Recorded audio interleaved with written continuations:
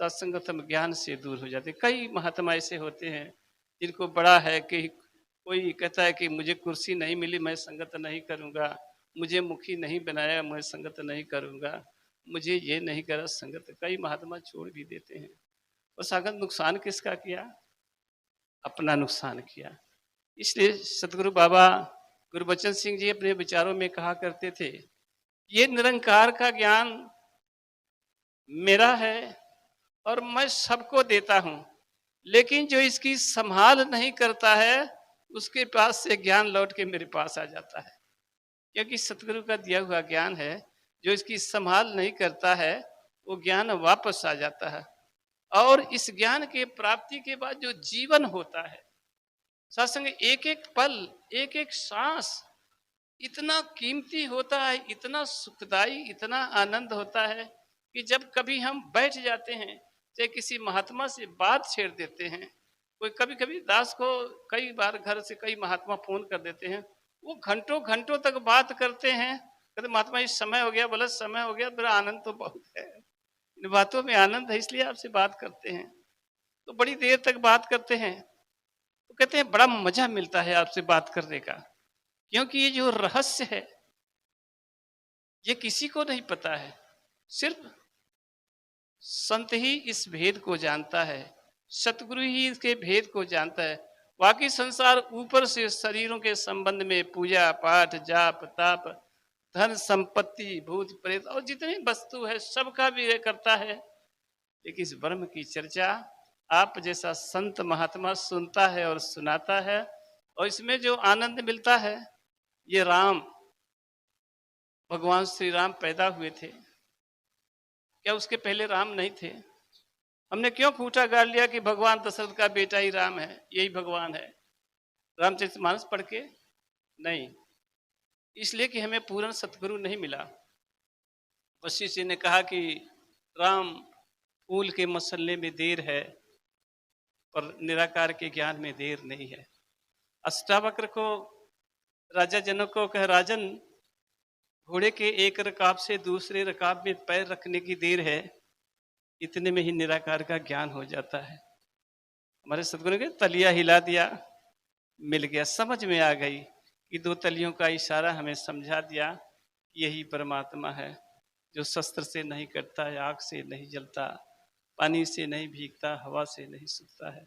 ऐसे परमात्मा का ज्ञान दिया। और अभी भी हम संसार में अगर कहीं उलझे हुए हैं, माया में उलझे हुए हैं, किसी नशे में उलझे हुए हैं, किसी और चीज पर हम कहीं मोहित हैं, सत्संगत अधूरे में हैं। इतना सच्चा सुच्चा ज्ञान सतगुरु ने दे के इतना ऊपर महान बनाया और हम सांसारिक वस्तुओं में उलझ गए। क्या उलझना है? कहते हैं कि जीवन के सफर और ट्रेन के सफर में जितना ही आपकी गठरी हल्की हुई उतना ही सफर आसान हो जाता है।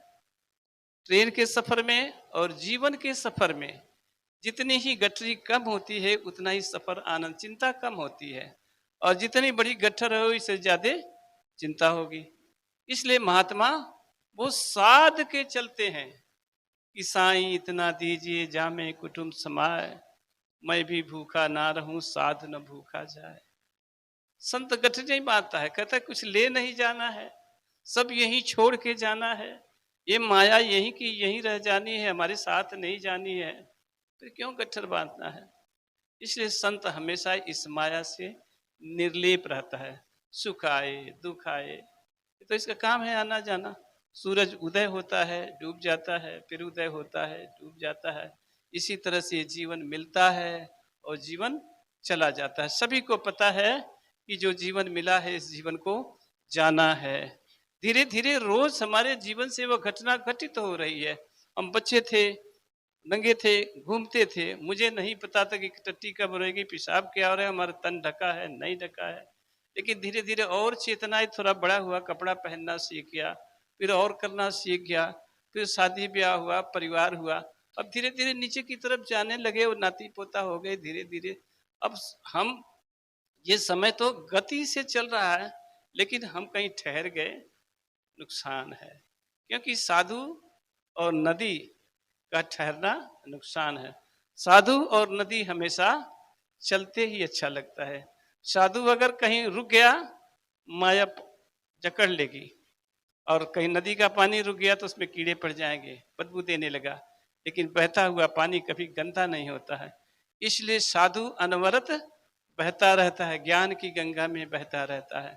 हमारा मन चिंतन जो है हमेशा इस मालिक का करे। जब भी कहीं खाली बैठे, जब भी हमें समय मिलता है, कहीं बैठ जाएं और ध्यान लगाएं, मुझे ब्रह्म का ज्ञान हो गया, मुझे सतगुरु ने बता दिया कि ये परमात्मा तेरे आगे पीछे ऊपर नीचे दाएं बाएं हैं, और हम इसी में से आए हैं और इसी में एक दिन समा जाएंगे। ये शरीर भी साथ नहीं जानी है।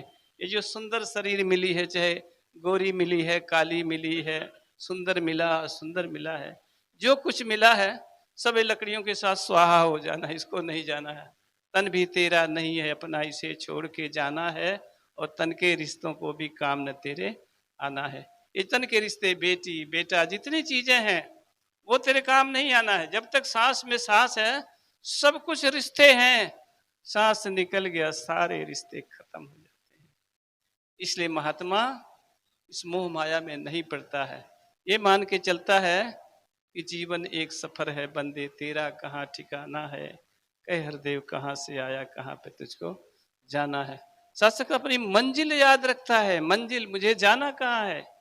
शासक मंजिल, अगर मंजिल से दूर हो गए फिर मुश्किल है। मंजिल तेरे पास है बंदे, पर मंजिल से दूर है तू, साहिल पर खड़ा है पर साहिल से दूर है तू। घर में ही तू घर को खोजे, क्या अजब ये बात है, सूरज निकल चुका है पर तू कहता है रात है। सूरज निकल चुका है मतलब मनुष्य जन्म में हम आ गए हैं, उजाला हो गया है, लेकिन हम कहते हैं नहीं अब अगले जन्म में। किसके लिए करते हैं? मूर्ख लोग किसके कहते हैं? अगले जन्म के लिए। मानुष जन्म अंत की सीढ़ी, फिसल गई तो बारी गई, कहे अवतार 84 वाली समझ कमाई। 84 लाख जन्मों का दारो मदार इस मनुष्य जन्म में है। अगर ये मौका खो दिया तो फिर तो वहीं जाना है जहां से हमने शुरू किया था।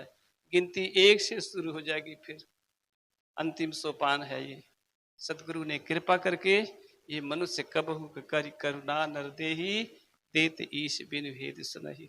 सतगुरु जब कृपा करता है, परमात्मा तो मनुष्य जन्म देता है, और ये भाग भाग के संसार के अंदर आवाज दे रहा है कि आओ रब के दर्शन कर लो। पैगाम है सभी इंसानों को, सभी इंसानों को ये संदेशा है कि भगवान के दर्शन कर लो।